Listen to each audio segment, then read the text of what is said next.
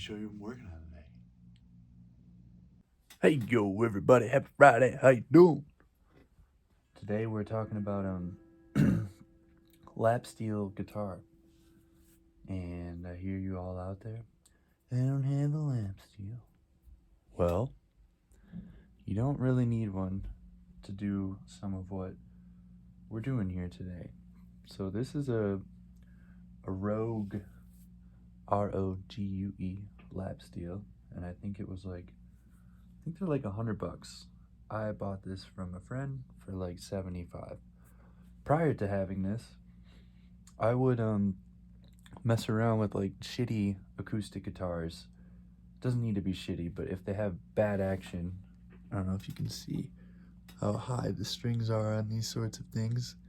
So the worse the action, the better for this type of thing. If you're using a slide or a bar, or like even in the early days, I didn't even have a slide or a bar. I would just use like a big lighter. You can mess around, is what I'm saying. Quit making excuses.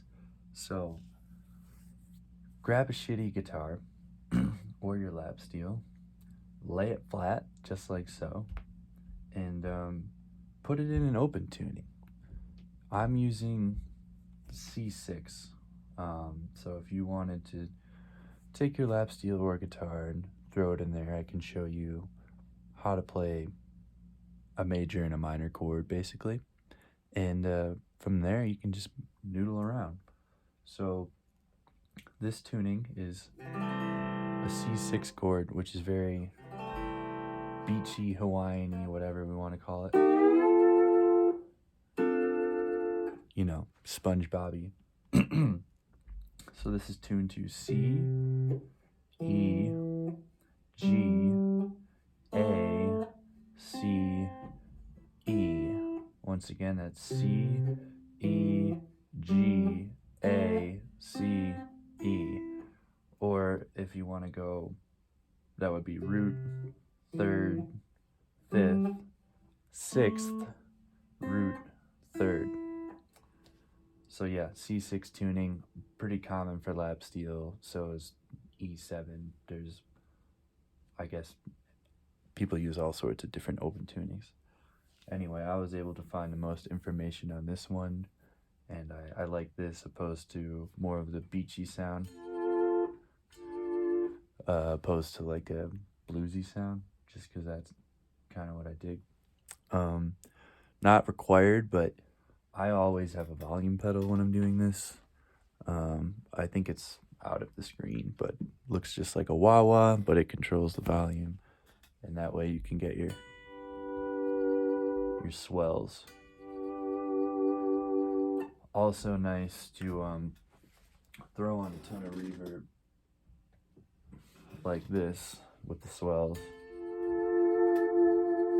Now we're getting somewhere. And last but not least, it could be nice to throw on some delay. So I'll turn the reverb off just to demonstrate what that's doing. Let's make it a little slower with a swell.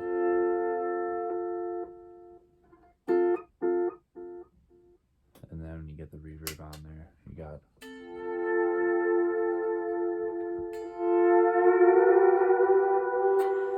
pretty common lap steel or pedal steel tone. So yeah, just a little delay, a little reverb. Anyway, you don't need any of that shit, especially if you're just playing on an acoustic guitar. So what I really want to show you is just how to form some triads, because it can be sweet to add to your song, and it can really add a lot of flavor, and it's really not that hard if you know how to play guitar. It shouldn't take you too long to figure this out. So without further ado, let's show you how to form some chords. First way, if we're counting 1 as the thickest string, the 3rd string, the 5th string, and the 6th string is going to form you a major chord. Cool, right? Well, that would be the 5th, then the root, and then the 3rd. one I use the most.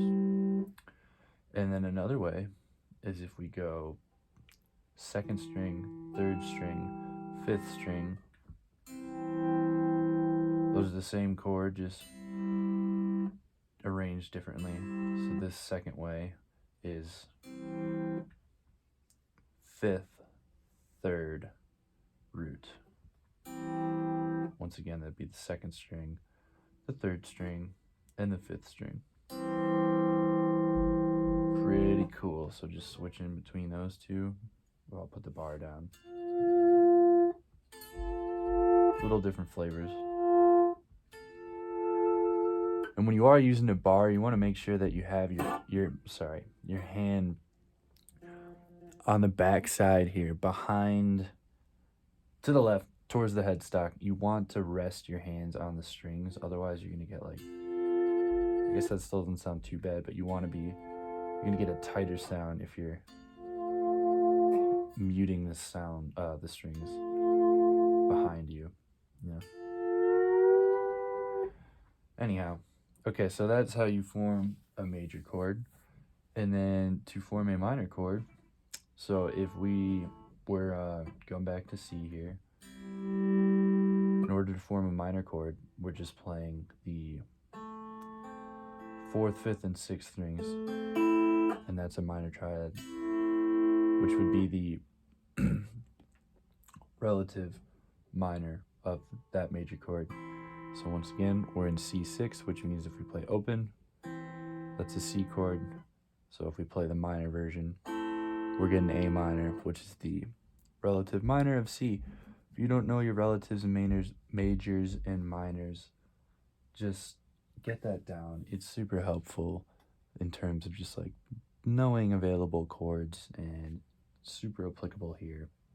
It's just useful stuff to know. So go look it up. It's it's not rocket science, and it'll help you out a lot. Anyway, yeah, so between those 3 shapes, that's about what I do. You can, get more advanced and get into, I'm not very good at it, but things where you're doing, you have your slants going forward and backward slants, hard on the wrist. Got to use your ears a lot. Got to be really diligent with what you're doing. That's not what this video is about. This video is, hey, you can play lap steel with just 3 shapes, and then of course you can do little, 1-string lines, which aren't too hard to figure out, the same type of intervals as you would on a regular guitar. So yeah, that's that. And when you get,